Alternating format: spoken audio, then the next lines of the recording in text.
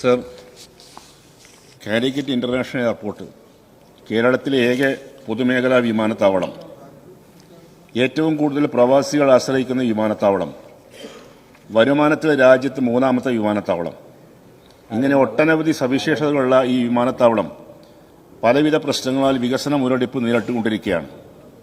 നേരത്തെ wide body വിമാനങ്ങൾ air India, Saudi, Emirates വിമാനങ്ങൾ സർവീസ് നടത്തിയിരുന്നു. റീകാർപ്പറ്റിങ്ങിന് വേണ്ടി വിമാനത്താവളത്തിന്റെ ഭാഗികമായ അടച്ചിടൽ, കോവിഡ്, വിമാനാപകടം തുടങ്ങി വിവിധ കാരണങ്ങളാൽ ഈ സർവീസുകൾക്ക് തടസ്സം നേരിട്ടു. വിമാനാപകടം കഴിഞ്ഞതിന് ശേഷം അത് സംബന്ധമായി പഠനം നടത്തിയ എക്സ്പെർട്ട് കമ്മിറ്റി നിലവിലുള്ള റസയുടെ നീളം 90 മീറ്ററിൽ നിന്ന് 240 മീറ്ററായി വർദ്ധിപ്പിച്ചെങ്കിൽ മാത്രമേ വൈഡ് ബോഡി വിമാനങ്ങൾ ഇറക്കാൻ സാധിക്കുകയുള്ളൂ എന്ന് റിപ്പോർട്ട് ചെയ്തു. സർ, അതിനുവേണ്ടി ഏകദേശം 15 ഏക്കർ സ്ഥലം പുതുതായി കണ്ടെത്തേണ്ടി വന്നു.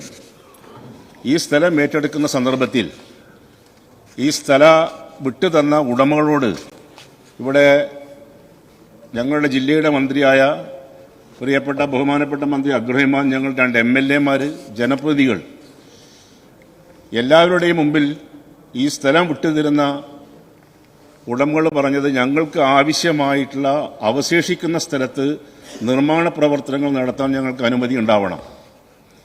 അതുപോലെ തന്നെ സ്ഥലം വിട്ടുതരുന്ന മുറക്ക് ഞങ്ങൾക്ക് നഷ്ടപ്പെടുന്ന അടിസ്ഥാന സൗകര്യങ്ങൾ അത് വളരെ വേഗത്തിൽ റോഡ് ആക്സസ് അടക്കമുള്ള കാര്യങ്ങളിൽ തീർപ്പുണ്ടാവണം എന്ന് പറഞ്ഞതിൻ്റെ അടിസ്ഥാനത്തിൽ, അത് സമ്മതിച്ചതിൻ്റെ അടിസ്ഥാനത്തിലാണ് അവർ സ്ഥലമൊക്കെ വിട്ടുതരുന്നത്.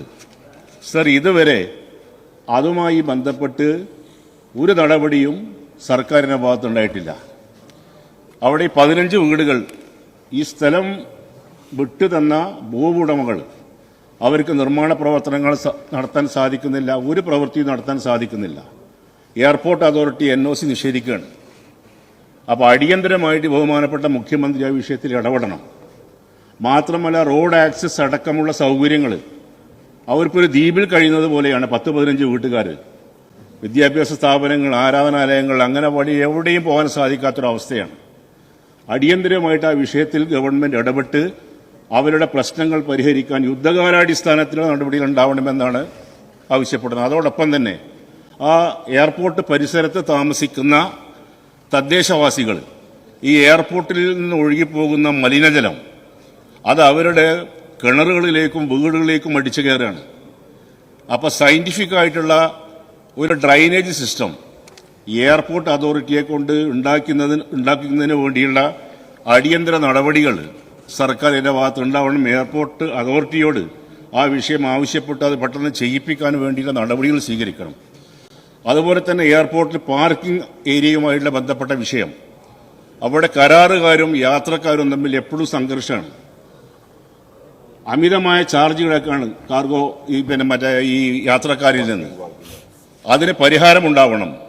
അതിന്റെ വികസനത്തിന് വേണ്ടി ഏകദേശം 15.5 ഏക്കർ സ്ഥലം ഏറ്റെടുക്കുന്നതിന് വേണ്ടിയുള്ള നടപടികൾ വളരെ മന്ദഗതിയിലാണ്.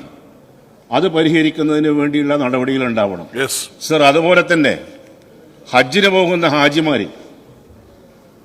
കോഴിക്കോട് വിമാനത്താവളത്തിൽ നിന്ന് ഹജ്ജിന് പോകുന്ന ഹാജിമാര് മറ്റ് വിമാനത്താവളം, ഇപ്പോൾ കണ്ണൂരാവട്ടെ കൊച്ചിയാവട്ടെ, ആ വിമാനത്താവളത്തിൽ നിന്ന് നൽകുന്നതിനേക്കാളും 40,000 രൂപ അധികം കൊടുത്തിട്ടാണ് ഇപ്പോൾ യാത്ര ചെയ്യുന്നത്. കോഴിക്കോട് വിമാനത്താവളത്തിൽ നിന്ന് ഹാജിമാർക്ക് 40,000 രൂപ അധികം കൂലി കൊടുക്കണം, ചാർജ് കൊടുക്കണം. അത് അടിയന്തരമായിട്ട് ഗവൺമെന്റ് ഇടപെടണം. നമ്മുടെ പ്രിയപ്പെട്ട MP-മാർ ET മുഹമ്മദ് ബഷീർ സാഹിബ് അടക്കമുള്ള MP-മാർ പാർലമെന്റിൽ ഈ വിഷയം ഉന്നയിച്ചതാണ്. ബഹുമാനപ്പെട്ട മുഖ്യമന്ത്രി, സർ ഒറ്റ മിനിറ്റും കൂടി, ബഹുമാനപ്പെട്ട മുഖ്യമന്ത്രി ആ വിഷയത്തിൽ അടിയന്തരമായിട്ട് ഇടപെടണം.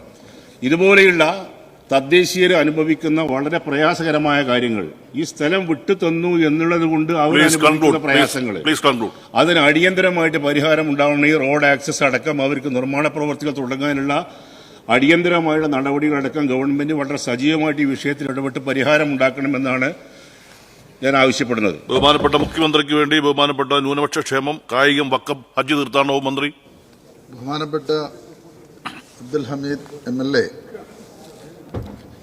അദ്ദേഹം ഉന്നയിച്ച ശ്രദ്ധ ക്ഷണിക്കൽ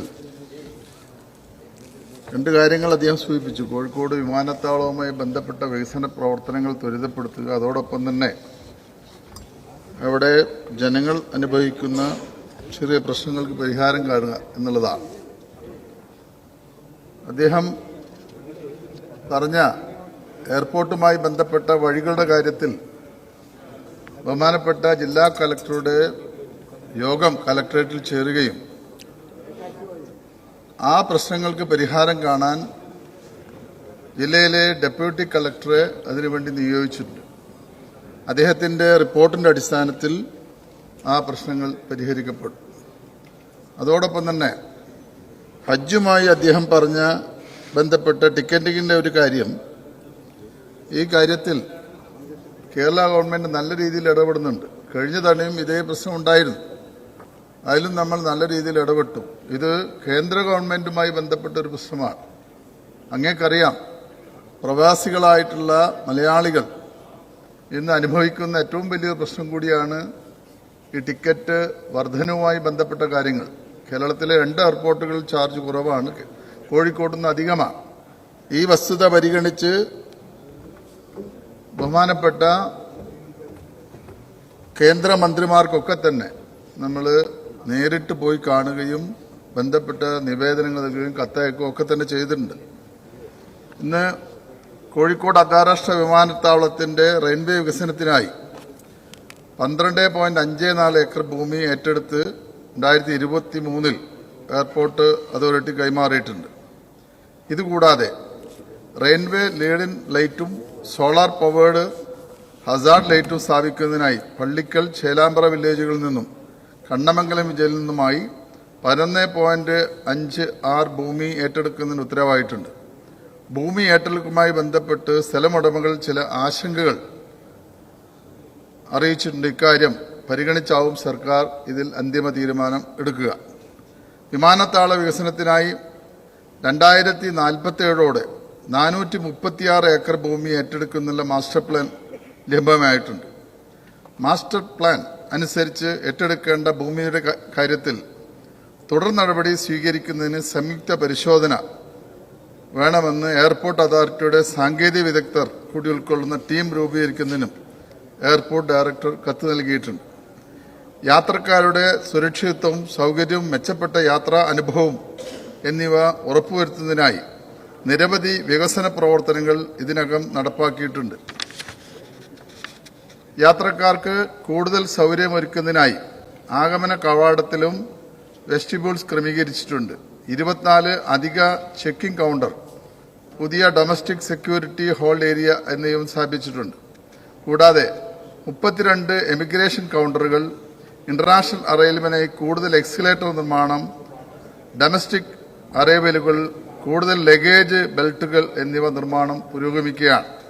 ടെർമിനൽ ബിൽഡിംഗിൽ കൂടുതൽ റിസർവ്ഡ് ലോഞ്ചുകൾ സജ്ജമാക്കിയിട്ടുണ്ട്. കോഴിക്കോട് കോലാലംപൂർ, കോഴിക്കോട് കൊച്ചി അഗത്തി സർവീസുകൾ ആരംഭിച്ചിട്ടുണ്ട്. ഇപ്രകാരം വിമാനത്താവളത്തിന്റെ പ്രവർത്തനങ്ങൾ കൂടുതൽ വിപുലീകരിക്കുന്നതിനാവശ്യമായിട്ടുള്ള എല്ലാ നടപടികളും സ്വീകരിച്ചു വരികയാണ്. ചോദ്യം. വിമാനത്താവളം അതിന്റെ പഴയകാല പ്രതാപത്തിലേക്ക് തിരിച്ചു കൊണ്ടുവരണം. സർക്കാരിന്റെ വലിയ തോതിലുള്ള ഇടപെടലുകൾ ആവശ്യമാണ്. സർ, ഇക്കഴിഞ്ഞ സംസ്ഥാന ബജറ്റിൽ പോലും ഒരു നയാ പൈസ പോലും വകയിരുത്തിയതായി കാണുന്നില്ല. സ്വകാര്യ മേഖലയിൽ പ്രവർത്തിക്കുന്ന കണ്ണൂർ വിമാനത്താവളത്തിന് 526.63 കോടി രൂപ അനുവദിച്ചതിന് പരാതിയില്ല. പക്ഷേ പൊതുമേഖലയിൽ സംസ്ഥാനത്താകെയുള്ള കാലിക്കറ്റ് വിമാനത്താവളത്തിന് തുക വകയിരുത്താത്തത് ദുഃഖകരമാണ്. വിമാനത്താവളത്തിന് ആവശ്യമായ ഫണ്ട് ബജറ്റ് മറുപടി പ്രസംഗത്തിൽ വകയിരുത്താൻ ബഹുമാനപ്പെട്ട ധനമന്ത്രിക്ക് നിർദ്ദേശം നൽകണമെന്ന് ബഹുമാനപ്പെട്ട മിനിസ്റ്റർ. സർ, കേന്ദ്ര ഏവിയേഷൻ ഡിപ്പാർട്ട്മെന്റ് കീഴിലുള്ള ഒരു എയർപോർട്ടാണ്.